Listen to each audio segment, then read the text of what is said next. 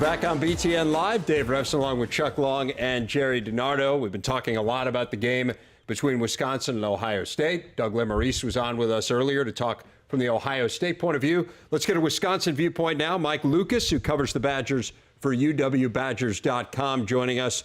And Mike, the first thing I want to ask you about is the injuries, and there are a lot of them for Wisconsin. You've got Dallas Llewellyn, Jacob Pedersen, Kenzel Doe, among others. I know there's a long list. What can you tell us about who's banged up and what you think their availability might be for Saturday? Well, what I can tell you with some certainty is that, yeah, they are a little bit banged up as a team. The final probably head count, if you will, from Gary Anderson will come Thursday. He's going to let this play out through a couple of more days of practice.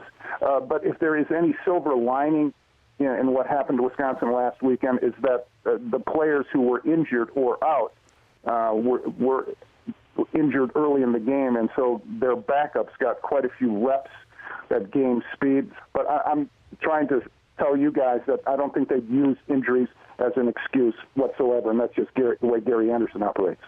Mike, you've been around this program a long time.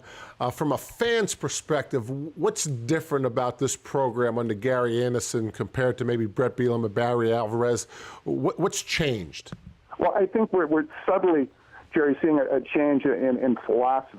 More dramatic on defense this year, of course, with the 30 front. I mean, we're not accustomed to seeing that around here.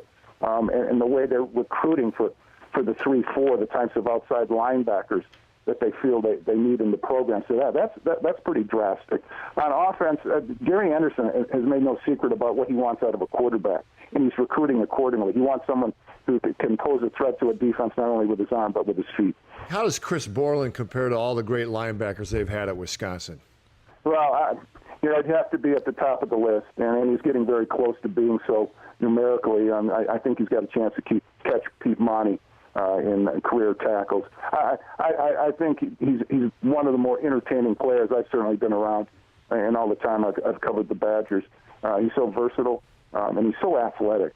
If he gets a chance at the next level, I think he's going to make a team. I know he's always admired London Fletcher, and I see a lot of London Fletcher in Chris Borland. Mike Lucas is with us here on BTN Live. Dave Revsine, Chuck Long, and Gerry Dinardo. Mike, Coach Anderson, after most games, always says we need to improve on the throw game. What specifically does he want to see in the offensive pass game?